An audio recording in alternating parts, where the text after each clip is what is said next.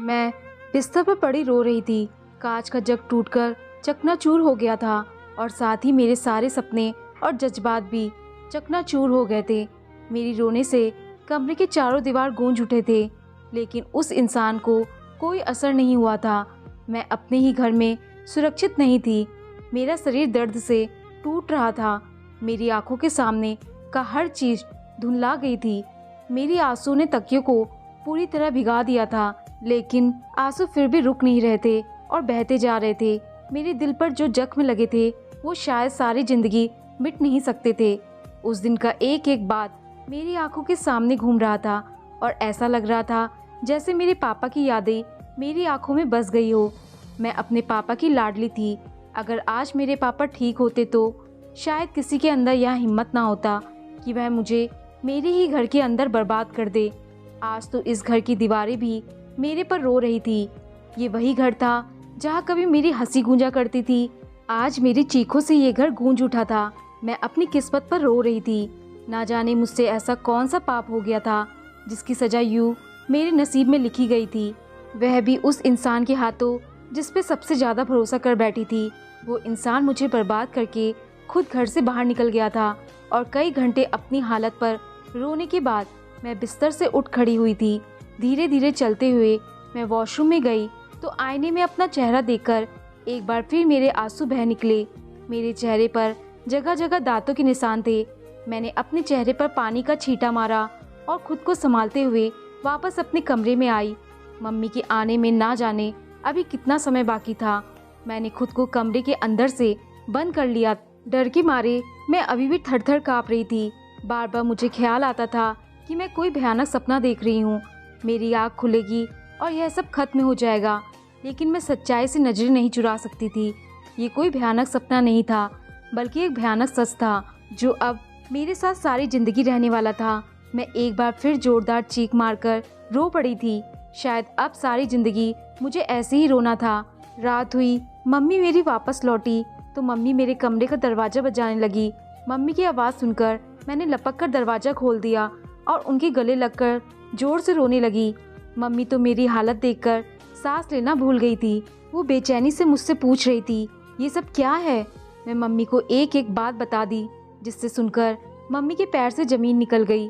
Mummy के लिए तो मेरे शब्दों पर यकीन करना ही नामुमकिन था, लेकिन मेरी हालत उन्हें बहुत दुखी कर चुकी थी।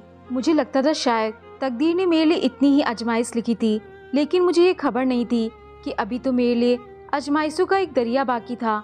मैं सारा दिन घर में मौज मस्ती करती रहती, इसलिए घर में हर समय रौनक लगी रहती थी। पापा मुझे देखकर जीते थे, पर माँ मेरी शरारतों से परेशान रहती। पापा को ऑफिस से लौटते ही मैं उनके गले लग जाती थी और उनको अपने सारे दिन का कहानी सुनाती। मैं जब तक पापा को एक एक बात ना बता देती मुझे सुकून नहीं आता था। मम्मी तो मुझे पापा की जान कहा करती थी। सब कुछ बिल्कुल ठीक चल रहा था, लेकिन ना जाने अचानक ही हमारे हंसते घर को किसकी नज़र लग गई थी। ऐसा लगता था जैसे खुशियाँ हमसे रूठ गई हो। पापा को फालिस हो गया था और वो बिस्तर पर पड़ गए थे। घर के हालात अचानक से ही खराब होने लगे। कोई भाई तो था नहीं जो पापा की देखभाल करता। मम्मी को ही सब कुछ देखना पड़ रहा था। पापा के बड़े भाई काफ़ी दिन से पापा से नाराज़ थे और हमारा उनसे मिलना जुलना बंद था। लेकिन जब पापा का फालिस हुआ तो मेरी मम्मी ने खुद उन्हें फ़ोन करके पापा के बारे में बता दिया। मम्मी को यकीन था कि पापा के फालिस का सुनकर बड़े पापा की सारी दुश्मनी खत्म हो जाएगी, पर ऐसा नहीं हुआ। पापा के बारे में सुनते ही बड़े पापा पापा को देखने के लिए भी नहीं आए और मेरे पापा हमारी हालत देखकर कहने लगे, तुम लोगों के लिए अब अकेले रहना मुश्किल है, इसलिए मैं मनोज को कहता हूँ कि वो तुम लोगों के पास आकर रुक जाए। मनोज उनका मामा का बड़ा बेटा था और बहुत ही अच्छा था। मैंने उन्हें आज से करीब 8 साल पहले देखा था। उसके बाद हमारे स्कूल की वजह से आना जाना नहीं हो पाता था। पापा की तबीयत खराब रहती थी। पापा की बात सुनकर मम्मी ने सुकून का सांस ली कि मनोज भाई के आ जाने से थोड़ी बहुत मुश्किल कम हो जाती। पापा बिस्तर पर पड़े दर्द से कराहते रहते और हम दोनों पापा को देखकर रोते रहते।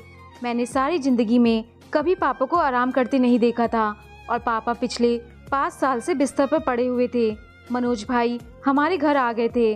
वो पापा की पूरी तरह देखभाल कर रहे थे और उनके आ जाने से भाई की कमी भी पूरी हो गई थी। लेकिन शायद किस्मत को कुछ और ही मंजूर था। मेरी उम्र 13 साल थी। पापा हमेशा कहा करते थे वो मुझे आईपीएस बनाएंगे और धूमधाम से मेरी शादी करेंगे, लेकिन वो अपनी कोई भी ख्वाहिश पूरी नहीं कर पाए थे। मनोज भाई को माँ ने वापस ना जाने दिया और वो हमारे ही घर रहने लगे थे। मनोज भाई का घर दूसरे शहर में था। हमारे सारे रिश्तेदार भी दूसरे शहर में रहते थे, लेकिन पापा की नौकरी की वजह से हम लोग इस शहर में आ गए थे। पापा की इस हालत के बाद मामा तो चाहते थे कि हम उनके शहर ही चले, लेकिन मेरी पढ़ाई की वजह से अभी हमारा जाना मुमकिन नहीं था। मेरी 12वीं क्लास के पेपर बाकी थे। दूसरे शहर जाने की वजह से मेरी पढ़ाई खत्म हो जाती, जबकि मैं तो अपने पापा का सपना पूरा करना चाहती थी और आईपीएस बनना चाहती थी। मम्मी ने मामा से कह दिया था कि जैसे ही मेरी बेटी की पढ़ाई खत्म होगी हम लोग आपके साथ चलेंगे, और मामा को हम लोगों की बहुत फिक्र थी, इसलिए वो हर 2 महीने के बाद एक बार मिलने आ जाया करते। मनोज भाई भी कुछ दिनों के लिए अपने घर जाने की बात करते तो मैं फौरन ही रोने लगती और उन्हें रोक लेती। मैं चाहती थी कि मनोज भाई हमें छोड़कर कहीं ना जाए, हमेशा हमारी आंखों के सामने रहे। पापा के बीमार हो जाने के बाद मनोज भाई ने काफ़ी अच्छे से घर की जिम्मेदारियां संभाली थी। वो मुझसे 15 साल बड़े थे, लेकिन मेरी उनसे बहुत अच्छी दोस्ती हो गई थी। हमारा गुजर बसर पापा की पेंशन से हो रहा था। मनोज भाई ने हमारे ही शहर में नौकरी कर ली थी और वो अपनी कमाई का कुछ पैसा भी मम्मी के हाथ पर रख दिया करते। मम्मी के लिए तो मनोज भाई कोई बेटा से कम ना थे, जिन्होंने पापा की कमी पूरी करने की कोशिश की थी। मैं मनोज भाई के जॉब से आते ही उनके आगे पीछे घूमने लगती और पापा की तरह उन्हें अपने दिन भर की कहानी सुनाती। रात को मनोज भाई थक कर सोने के लिए अपने कमरे में जाने लगते तो मैं जबरदस्ती उनके आगे अपनी किताबें रख देती और उनसे अपना काम करवाती। जितनी देर मैं उनके पास बैठती उन्हें मोबाइल फ़ोन भी ना उठाने देती, और कभी तो मैं चुपके से उनका फ़ोन भी बंद कर देती। मैं अक्सर मम्मी से कहती कि मनोज भाई बिल्कुल मेरे सगे भाई जैसे ही हैं। मेरे दिल में उनके लिए बहुत ही इज्जत और सम्मान था। एक दिन मैं थकी हारी स्कूल से घर लौटी तो पता चला कि मेरी मम्मी किसी करीबी रिश्तेदार की शादी की वजह से दूसरे शहर गए हुए हैं। वो मुझे छोड़कर इसलिए चली गई थी क्योंकि मेरी 12वीं क्लास के पेपर थे। घर में मनोज भाई मौजूद थे और उन्होंने ही मुझे ये बात बताई थी। वो आज नौकरी पर भी नहीं गए थे, वो घर पर ही मौजूद थे। उनकी बात सुनकर मैंने अपना यूनिफॉर्म बदला और खाना लेने के लिए किचन में गई तो उन्होंने आवाज़ देकर कहा कि मैं उन्हें 1 गिलास पानी पिला दूं। जैसे ही मैं पानी का गिलास लेकर मनोज भाई के कमरे में गई तो उन्होंने दरवाजे की कुंडी लगा दी। पहले तो मुझे लगा शायद वो मुझे तंग करना चाहते हैं, लेकिन फिर मुझे एहसास हुआ कि उनकी नज़र ठीक नहीं है। उसके बाद तो जो कुछ उन्होंने मेरे साथ किया वो सोचकर भी मेरे रोंगटे खड़े हो जाते हैं। उन्होंने दरवाजे की कुंडी लगाकर छोटे छोटे कदम उठाते मेरे करीब आए तो मेरे हाथ पांव कांपने लगे और मेरे हाथों से पानी का जग टूटकर जमीन पर गिर गया और चकनाचूर हो गया। मनोज भाई ने मुझे धक्का देकर बिस्तर पर गिराया और सारे हदों को पार करते हुए मुझ पर इस तरह हावी हुए कि मैं बचकर नहीं निकल सकी। मनोज भाई ने मुझे पूरी तरह लाचार कर दिया था और मैं यकीन ही नहीं कर पाई कि ये वो इंसान था जिसे मैं अपना भाई मानती थी। मैं मनोज भाई से कहने लगी कि वो मुझे जाने दे। मैंने उनसे कहा कि मैं आपको भाई समझती हूँ, आप मेरे साथ ऐसा नहीं कर सकते। मेरी यह बात सुनकर तो मनोज बहुत ज़ोर से हंसने लगा और कहने लगा कि तुम्हारे समझने से मैं तुम्हारा भाई नहीं हो जाऊँगा। मैं बहुत दिन से इस मौके की तलाश में था कि कब तुम मुझे अकेली मिलो और मैं तुम्हें अपना समय दूं। आज तुम्हारी मम्मी की अपनी किसी सहेली की बेटी की शादी में गई हैं, जिसकी वजह से मुझे ये मौका मिला है और मैं इस मौके का पूरा फ़ायदा उठाऊंगा। यह कहकर उन्होंने मेरे पूरे शरीर पर जख्मों के निशान छोड़ दिए। मेरे लाख मना करने के बाद भी उन्हें मुझ पर तरस न आया और वह मुझे पूरी तरह बर्बाद करके घर से निकल गए। जब मम्मी घर वापस आई और मैंने उन्हें सारी सच्चाई बताई तो मम्मी के लिए विश्वास करना मुश्किल हो गया। थोड़ी ही देर में मनोज घर के अंदर आया तो मम्मी उसका कॉलर पकड़ लिया और उनसे पूछा कि वो किस तरह हमारी इज्जत पर खेल सकते हैं। यह सुनकर मनोज भाई हैरत से मम्मी का चेहरा देखने लगे और कहने लगे कि वो तो अभी घर में दाखिल हुए हैं। मम्मी की बात सुनकर एक लम्हे के लिए वह चौंक गए वो हैरानी से मम्मी से पूछ रहे थे कि आखिर क्या हो गया है और मम्मी क्यों उनका कॉलर पकड़ रही हैं और क्यों ऐसी बातें कर रही हैं। मम्मी ने टूटे फूटे आवाज़ में उनसे पूछा कि उन्होंने मेरी बेटी से क्यों खेला। यह सुनकर मनोज भाई गुस्से में आ गए और कहने लगे कि बुआ, आप कैसी बातें कर रही हैं। कोयल तो बिल्कुल मेरी छोटी बहन की तरह है। मैं तो उससे बुरी नज़र से देखने के बारे में सोच भी नहीं सकता। आज मुझ पर इस तरह का इल्ज़ाम कैसे लगा सकती हैं। आप अपनी बेटी से पूछिए कि ये किसका पाप मेरे सर पर डालने की कोशिश कर रही है। मैं तो कोयल को आपके जाने के बारे में बताकर काम पर चला गया था, क्योंकि आज मुझे बहुत काम था और मैं अभी आपके सामने लौट कर आया हूँ। अगर मैं कोयल के साथ ऐसी वैसी कोई हरकत करता तो लौट कर वापस क्यों आता। कोयल का काफ़ी दिनों से एक लड़के के साथ चक्कर चल रहा है और मैं ये बात जानता था, इसलिए मैं चुप था कि एक ना एक दिन कोयल खुद आपको सब कुछ बता देगी। मुझे क्या पता था कि कोयल मेरी ही सम्मान पर कीचड़ उछाल देगी। हो सकता है कोयल ने अकेलेपन का फ़ायदा उठाते हुए उस लड़के को घर पे बुलाया हो और वो लड़के ने अपनी हदें पार कर गया हो। कोयल ने मुझ पर इल्ज़ाम डाल दिया। मनोज भाई की बात सुनकर मम्मी सकी नज़रों से मेरी तरफ देखने लगी और मेरे पैरों से तो पूरी तरह ज़मीन निकल गई। मैं तो ये सोच बैठी थी कि मनोज भाई अपने किए को मान लेंगे, लेकिन वो तो मुझे ही गलत साबित करने लगे थे।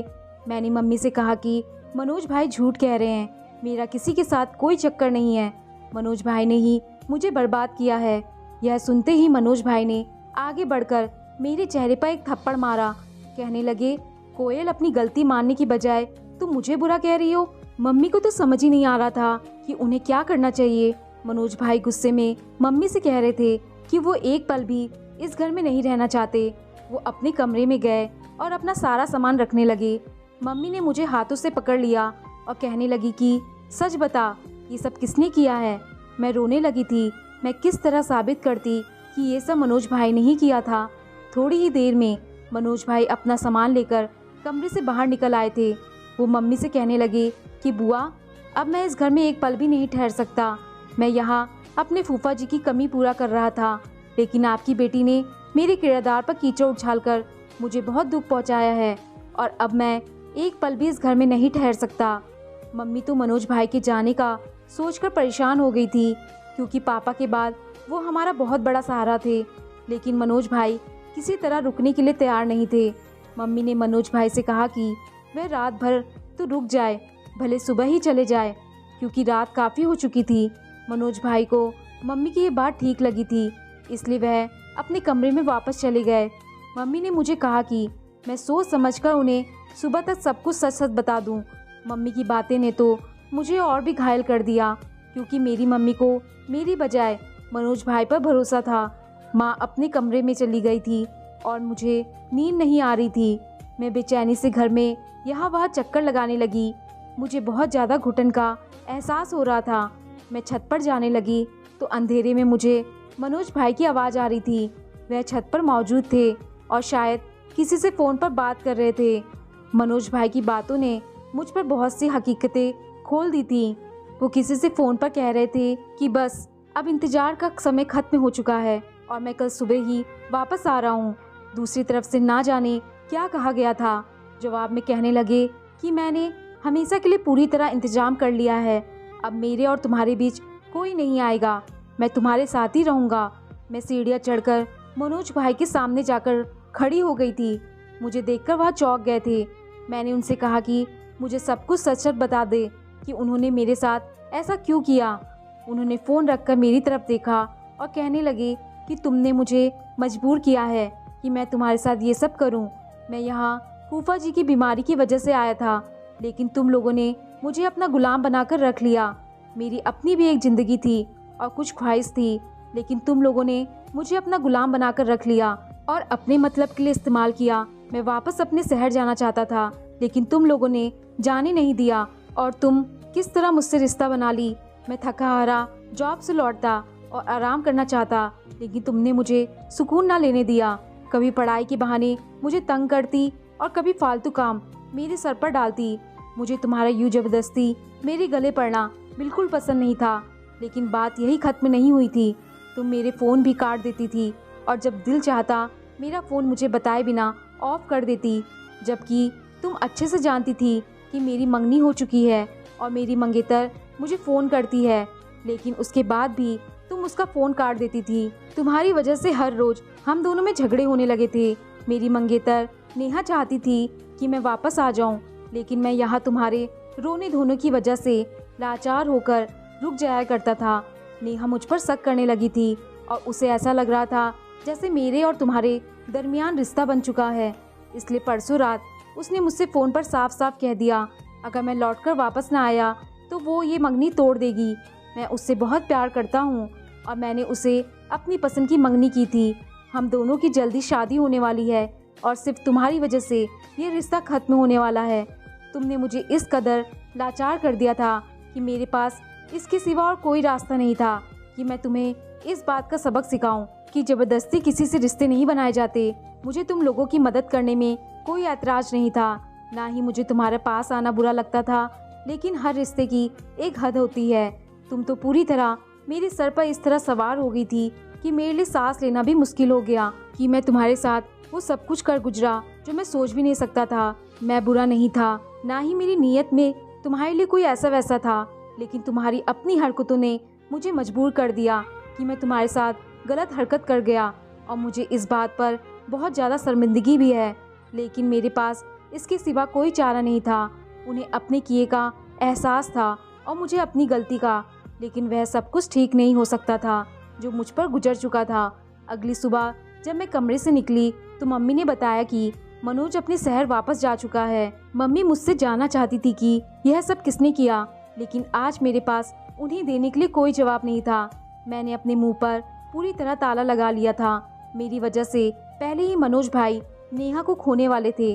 अगर ये बात दुनिया वालों के सामने आती तो शायद उनका और नेहा का रिश्ता हमेशा के लिए रिश्ता टूट जाता। मैं दिल से मनोज भाई को अपना भाई मानती थी और अब उन्हें दर्द नहीं पहुंचाना चाहती थी। अपनी कम उम्र और कम दिमाग की वजह से मैंने उन्हें पहले ही बहुत परेशान कर दिया था। मैंने बहुत बड़ी गलती की थी, लेकिन यह बात मुझे अच्छे से समझ आ गई थी कि रिश्ते को ज़बरदस्ती बांधकर नहीं रख सकते। अगर हम किसी पर सवार होंगे तो कहीं ना कहीं हमें उसका नुकसान भुगतना ही पड़ता है। दोस्तों, आपको कहानी पसंद आई हो तो लाइक, शेयर और कमेंट जरूर करें और चैनल पर नए आए हैं तो चैनल को सब्सक्राइब करना ना भूलें। धन्यवाद।